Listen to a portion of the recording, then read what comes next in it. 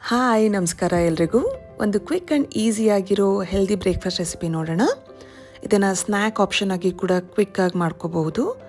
ಬೇಕಾಗಿರೋ ಇಂಗ್ರೀಡಿಯೆಂಟ್ಸ್: ಒಂದು ಈರುಳ್ಳಿ, ಖಾರಕ್ಕೆ ತಕ್ಕಷ್ಟು ಹಸಿಮೆಣಸಿನ್ಕಾಯಿ, ಉಪ್ಪು, ಕರಿಬೇವಿನ ಸೊಪ್ಪು, ಕಾಳು ಮೆಣಸಿನ ಪುಡಿ, ಕೊತ್ತಂಬರಿ ಸೊಪ್ಪು, ಹಾಗೆ ಮೇಯ್ನಾಗಿ ಬೇಕಾಗಿರೋದು ಮೊಟ್ಟೆ.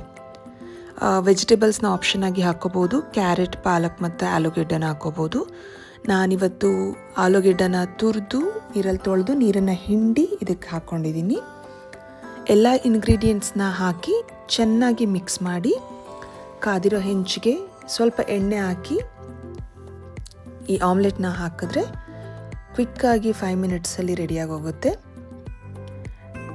ವೆಜಿಟೇಬಲ್ಸ್ ತಿನ್ನಲ್ಲ ಅನ್ನೋ ಮಕ್ಕಳಿಗೆ ಇದನ್ನು ಸ್ನ್ಯಾಕ್ ಟೈಮಿಗೆ ಮಾಡಿಕೊಟ್ರೆ ಗೊತ್ತಾಗೋದು ಇಲ್ಲ ಕೂಡ ವೆಜಿಟೇಬಲ್ಸ್ ಇರೋದು. ತುಂಬ ಟೇಸ್ಟಿಯಾಗಿರೋದ್ರಿಂದ ಆರಾಮಾಗಿ ತಿಂತಾರೆ. ಬೇಯಿಸುವಾಗ ಲೋ ಫ್ಲೇಮಲ್ಲಿ ಬೇಯಿಸ್ಕೋಬೇಕು. ನೋಡಿ ಎಷ್ಟು ಬೇಗ ರೆಡಿಯಾಗಿ ಹೋಗಿದೆ.